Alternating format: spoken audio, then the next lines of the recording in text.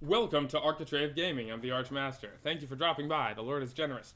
Alright, so this is part 3 of our Archenn Court series, telling you the benefits that you get from joining some of the Archenn Courts, the, Fighters Guild, Mages Guild, etc.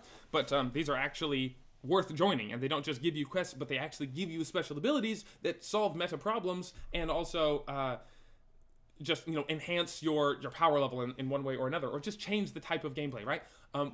One of the cool benefits that they might provide is something like so GMs, a lot of GMs don't like travel. They like hand waving travel, right?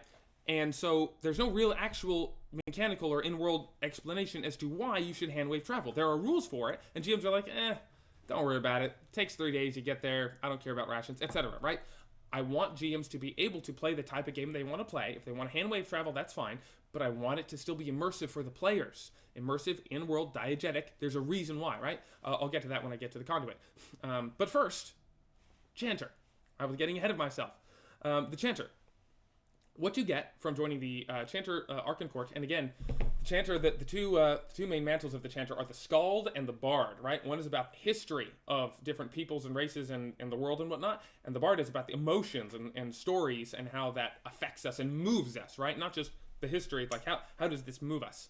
Like emotion, how does it spur us on to further action? So, one of the most central parts of stories in general, which the Chanter is all about, is conflict, right? So you go to the Chanter Archenn Court, and they essentially give you knowledge about conflict in the nearby area.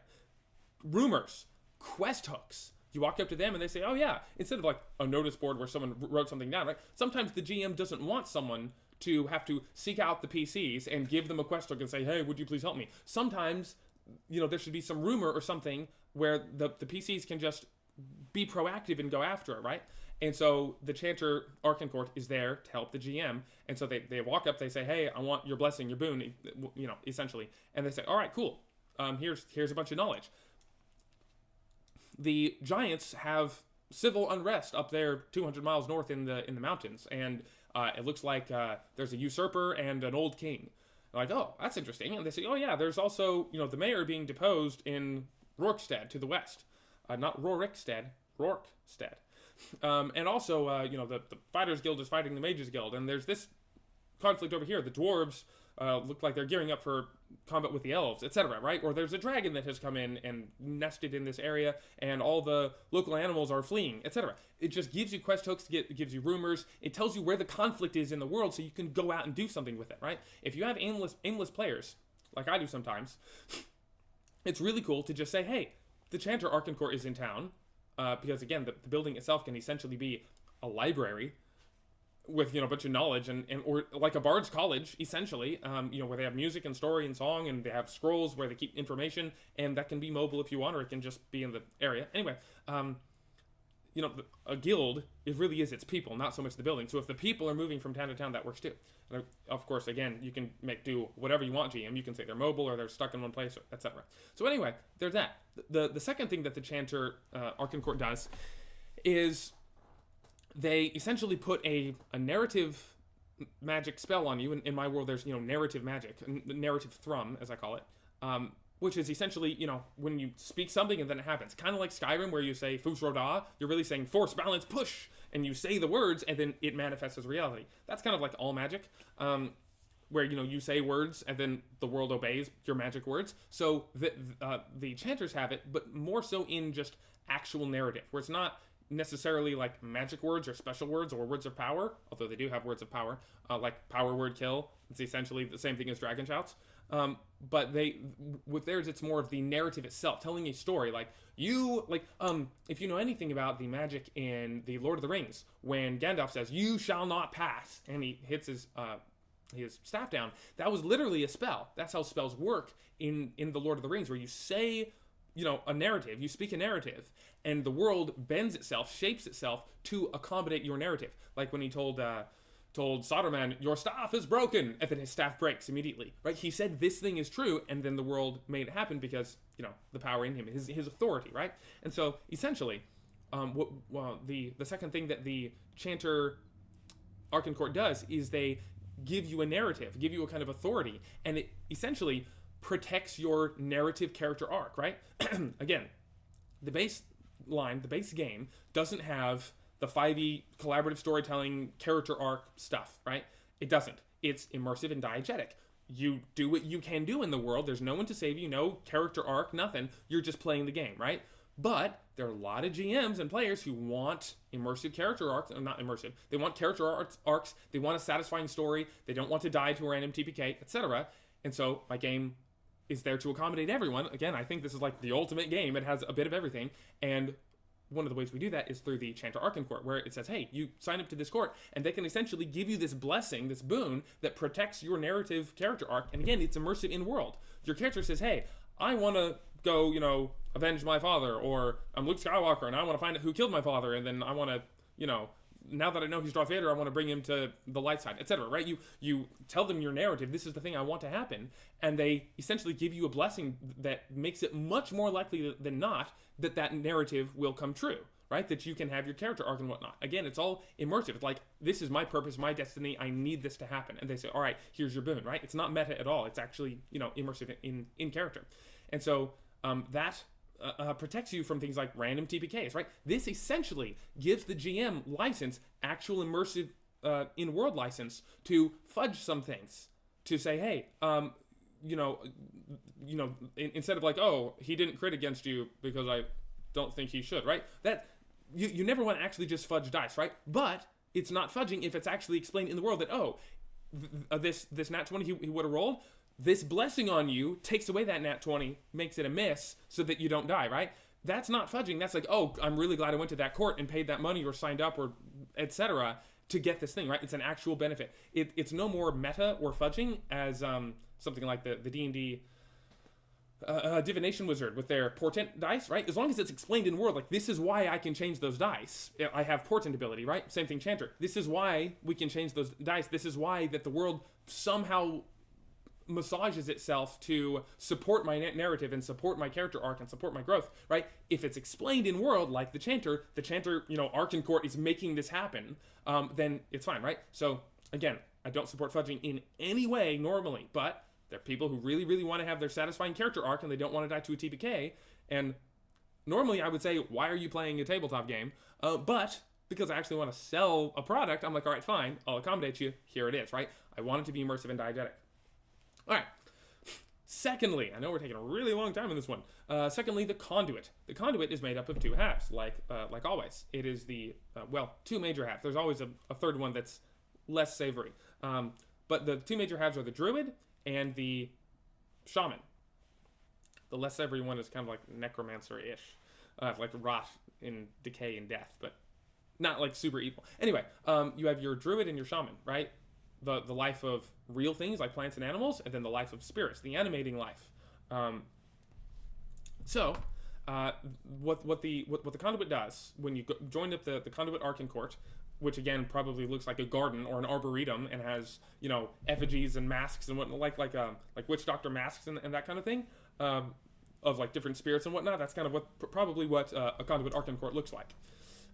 So when you go there and you say, hey, I want your blessing and boon and whatnot, what they give you is, it has a bunch of druids in it, and they say, hey, we can control the plants and the animals and even a bit of the weather and like the spirits of things, of plants and animals and weather, and so we can make them friendly to you. So essentially, instead of, like, if the GM and players don't want to run through the specific minutia of travel rules, and they don't want to look at all the difficult terrain and harsh terrain and, rations and how long it takes, etc.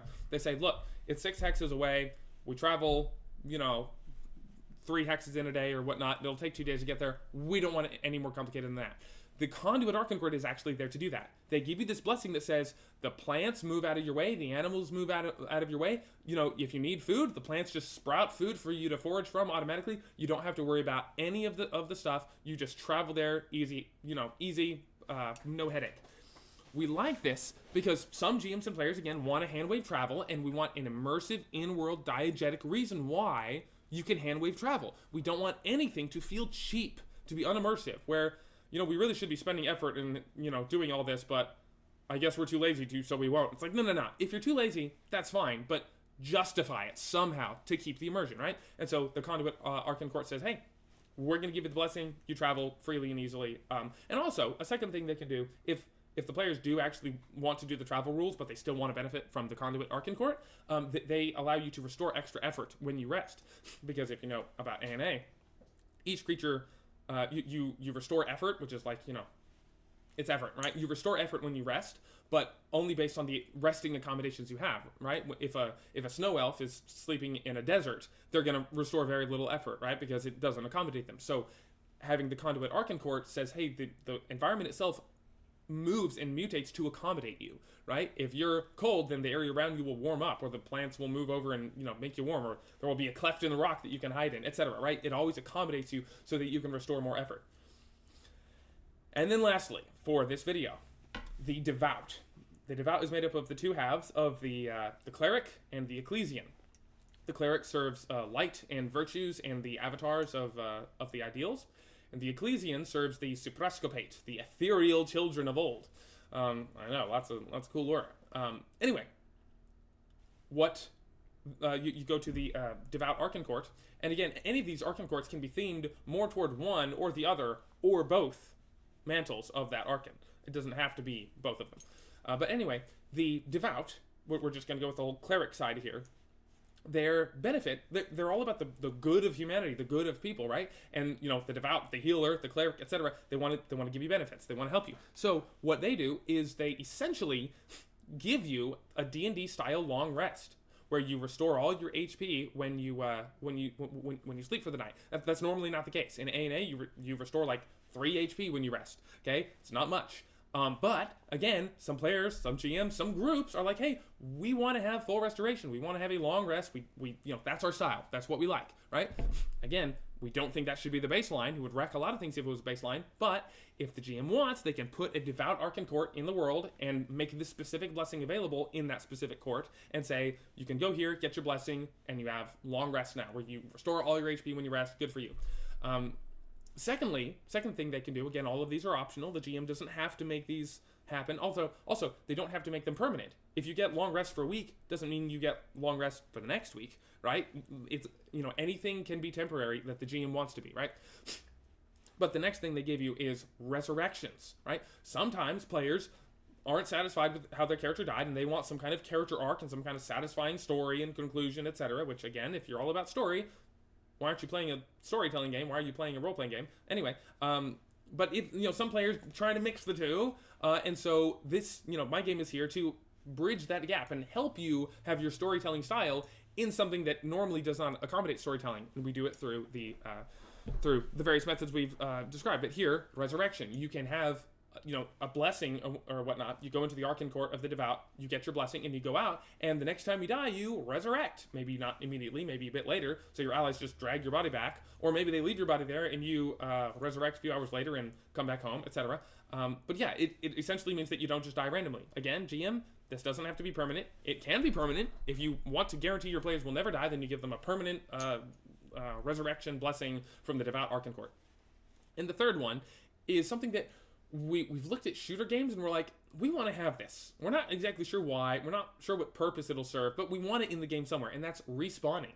You die and you respawn, right? In like Zelda or what's it called? Shadow of the Colossus. All sorts of things. We want you to be able to just respawn when you die for one reason or another, and the Devout is perfect. This is more the Ecclesian style, where it's about, Ethereum, your ethereal soul.